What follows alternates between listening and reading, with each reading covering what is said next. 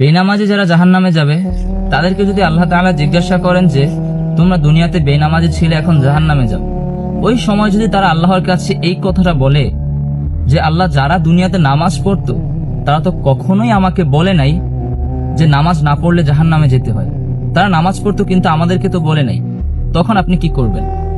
শুধু আপনি নামাজ পড়া শুরু করার পর শুধু আপনি নামাজ পড়বেন বিষয়টা এরকম নয়, আপনাকেও নামাজের দাওয়াত দিতে হবে। আপনি যখন কারো কাছে নামাজের দাওয়াত পৌঁছে দিবেন, সে যদি নামাজ নাও পড়ে, তাহলে এই দাওয়াত পৌঁছানোর কারণে আপনার আমলনামায় একটা সদকায়ে জারিয়ার আমল তৈরি হয়ে যাবে, আপনার আমলনামায় একটা সদকায়ে জারিয়ার আমল হয়ে যাবে।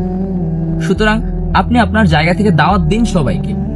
এখন সে যদি না মানে তাহলে তার হিসাব সে দিবে, কিন্তু আপনি যদি দাওয়াত না দেন এবং আল্লাহ যদি আপনাকে জিজ্ঞাসা করে যে আপনি নামাজ পড়েছেন কিন্তু আপনি আপনার পার্শ্ববর্তী মানুষকে কেন নামাজের দাওয়াত দেননি, তখন এর উত্তর আপনি কি দিবেন? তখন আপনার কাছে উত্তর দেওয়ার মতো কিছুই থাকবে না। সুতরাং নিজেও নামাজ পড়ুন, তারপরে নামাজ প্রতিষ্ঠা করুন।